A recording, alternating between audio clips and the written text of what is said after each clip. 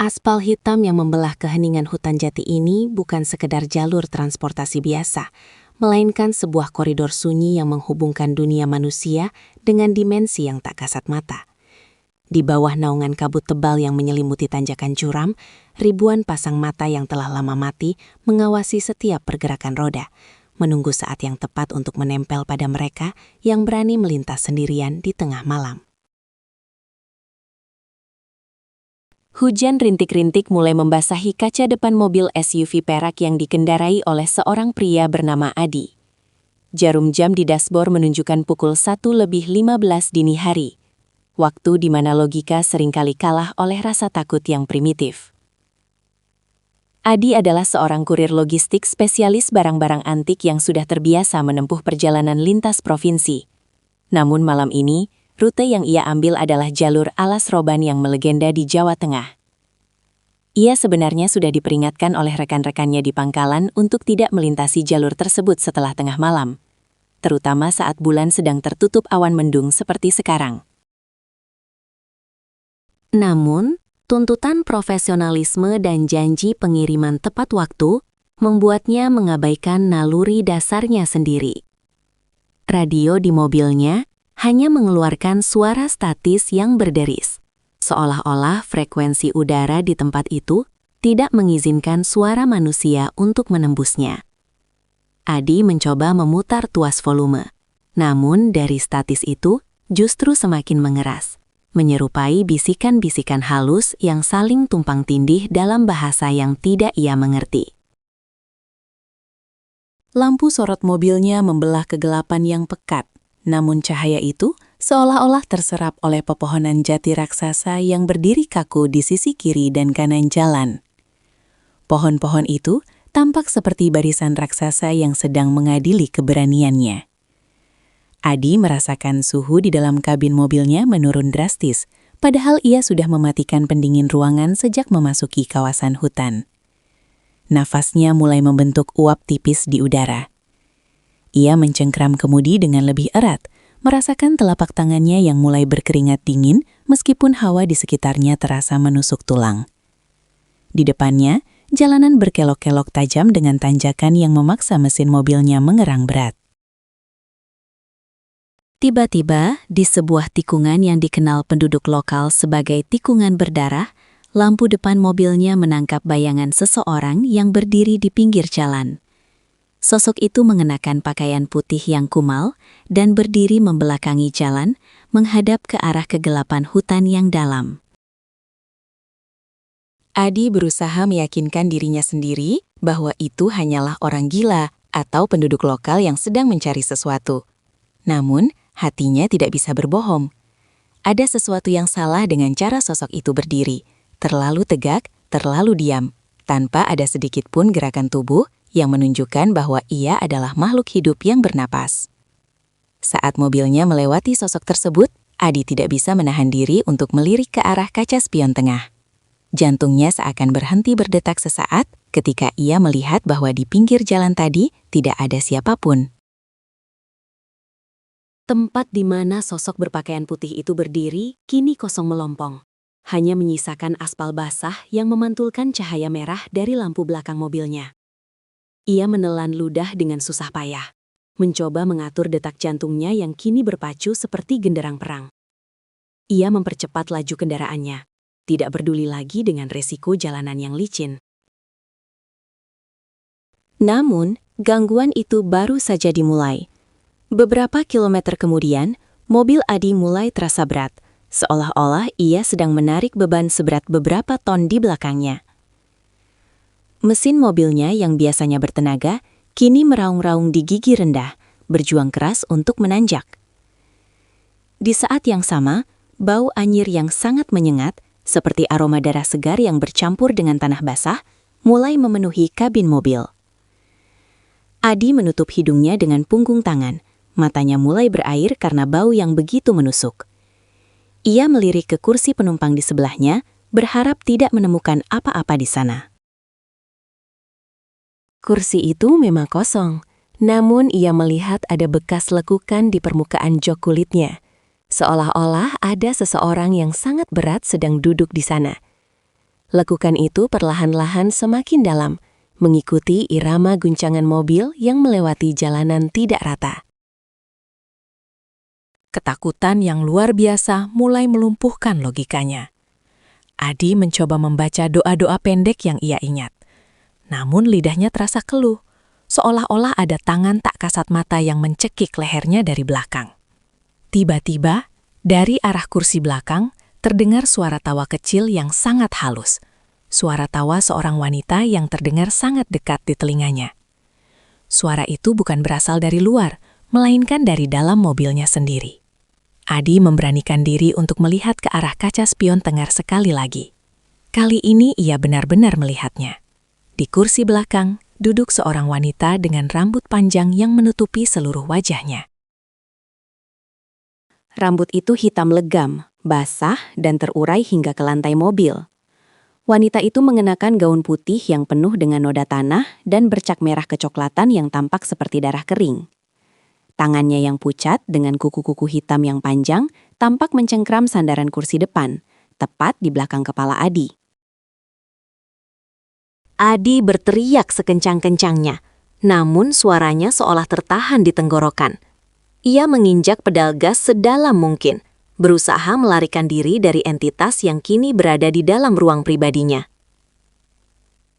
Mobil itu melesat liar di jalanan yang sempit, hampir saja menghantam pembatas jalan saat melewati turunan curam yang dikenal dengan nama Jembatan Merah. Di jembatan itu, konon katanya, ratusan pekerja paksa zaman kolonial tewas, dan jenazahnya dibuang begitu saja ke sungai di bawahnya. Saat melewati jembatan tersebut, Adi melihat melalui kaca samping bahwa di sepanjang pagar jembatan, puluhan sosok tanpa kepala berdiri berjajar, seolah-olah sedang menyambut kedatangannya. Mereka melambaikan tangan yang penuh luka dengan gerakan yang kaku dan patah-patah.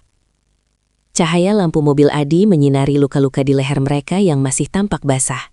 Sebuah pemandangan yang akan menghantui mimpinya selama bertahun-tahun ke depan. Entitas di kursi belakang mulai bergerak. Adi bisa merasakan embusan napas dingin di tengkuknya yang membuat bulu kuduknya berdiri tegak. Wanita itu mulai merayap maju, jari-jarinya yang dingin mulai menyentuh bahu Adi. Sentuhan itu terasa seperti es yang membakar kulitnya. Dalam keputusasaan, Adi teringat nasihat seorang supir tua yang pernah ia temui di warung kopi. Jika kau diikuti, jangan pernah menoleh ke belakang, dan jangan pernah berhenti sampai kau melihat cahaya lampu pemukiman. Adi memfokuskan pandangannya hanya pada jalan di depan, mengabaikan bayangan wanita yang kini wajahnya mulai muncul di sudut matanya. Wajah itu hancur, dengan mata yang hanya menyisakan rongga hitam yang mengalirkan cairan kental berwarna gelap. Mulutnya menganga lebar, mengeluarkan suara erangan yang terdengar seperti pergesekan antara logam dan batu. Perjalanan yang biasanya hanya memakan waktu 30 menit di jalur itu terasa seperti berjam-jam bagi Adi. Ruang dan waktu seolah-olah melentur di bawah pengaruh energi gelap alas roban. Setiap kali ia merasa telah mencapai ujung hutan, jalanan itu seolah-olah memanjang kembali, membawanya kembali ke titik di mana ia pertama kali melihat sosok di pinggir jalan. Ia mulai menyadari bahwa ia terjebak dalam sebuah putaran waktu atau penyesatan yang sering dialami oleh pengendara di jalur angker ini. Ia terus memacu mobilnya. Air matanya mulai mengalir karena rasa takut dan frustrasi yang memuncak. Ia mulai berteriak, memohon kepada apapun yang ada di sana untuk melepaskannya. Ia berjanji tidak akan pernah lagi meremehkan kekuatan yang tidak ia pahami. Tiba-tiba, di kejauhan, ia melihat secercah cahaya kuning yang redup. Itu adalah lampu dari sebuah pos polisi dan deretan warung kecil di ujung jalur hutan. Harapan mulai membuncah di dadanya. Namun, entitas di belakangnya tampaknya tidak ingin melepaskannya begitu saja. Cengkraman di bahunya semakin kuat, dan suara tawa itu berubah menjadi jeritan melengking yang memekakan telinga. Kaca depan mobilnya mulai retak secara perlahan, seolah-olah ada tekanan besar yang menghantamnya dari luar. Adi terus menginjak gas, tidak peduli jika mesin mobilnya meledak.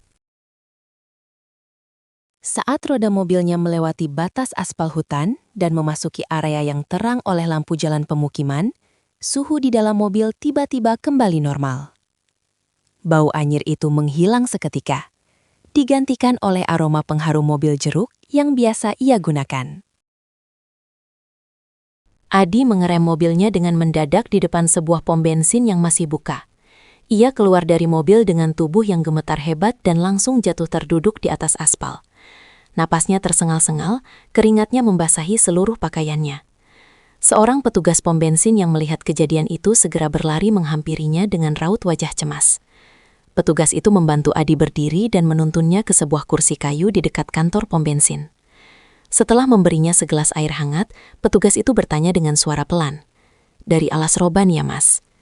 Adi hanya bisa mengangguk lemah, tidak mampu mengeluarkan kata-kata.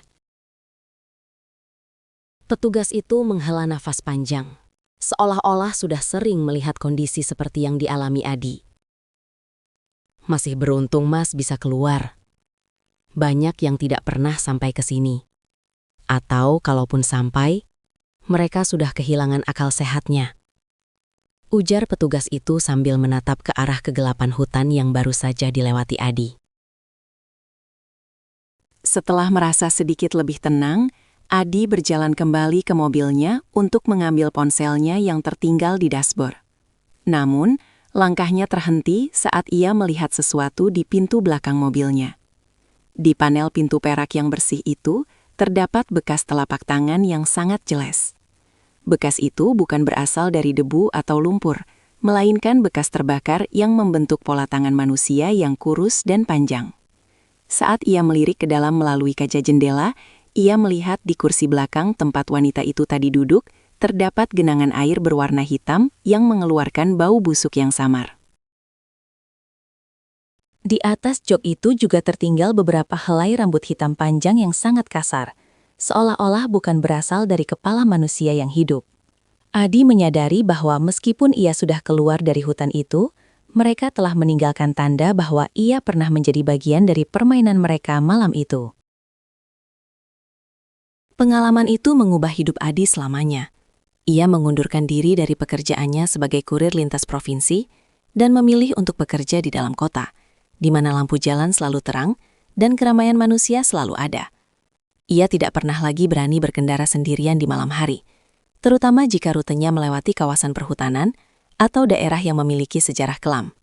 Setiap kali ia melihat kabut tipis di jalan, jantungnya akan berdegup kencang, dan ia akan teringat pada wajah hancur wanita di kursi belakang mobilnya. Ia kini menjadi salah satu dari sekian banyak orang yang membawa saksi bisu tentang keangkeran jalanan di Indonesia. Sebuah kenyataan pahit bahwa di balik kemajuan infrastruktur modern, ada kekuatan kuno yang tetap berkuasa di kegelapan, menunggu mereka yang lengah dan sombong untuk menjadi bagian dari legenda yang tak pernah berakhir. Kisah Adi hanyalah satu dari ribuan cerita serupa yang terkubur di bawah aspal jalur-jalur angker di tanah air. Banyak pengendara lain yang melaporkan melihat penampakan yang sama atau bahkan mengalami kecelakaan tanpa sebab yang jelas di lokasi-lokasi yang dianggap keramat. Jalur alas roban, cadas pangeran, hingga tanjakan di pegunungan terpencil tetap menyimpan misteri yang tidak akan pernah bisa dijelaskan oleh ilmu pengetahuan. Bagi mereka yang sering melintas, ritual kecil seperti membunyikan klakson atau meminta izin secara batin menjadi hal yang wajib dilakukan, bukan karena tahayul, melainkan sebagai bentuk penghormatan kepada penghuni asli tempat tersebut. Sebab di jalanan yang sunyi, manusia hanyalah tamu, dan tamu yang tidak sopan seringkali tidak akan pernah diizinkan untuk pulang kembali ke rumah mereka dengan selamat. Apakah kalian pernah mengalami kejadian serupa saat sedang berkendara sendirian di malam hari, atau mungkin melewati jalur yang memiliki reputasi mistis di daerah kalian? Bagikan cerita pengalaman tak terlupakan kalian di kolom komentar agar kita bisa saling berbagi kewaspadaan. Selain itu, dari daerah mana kalian menyaksikan video ini sekarang? Tuliskan lokasi kalian agar kami tahu seberapa jauh cerita misteri ini telah menjangkau kalian semua.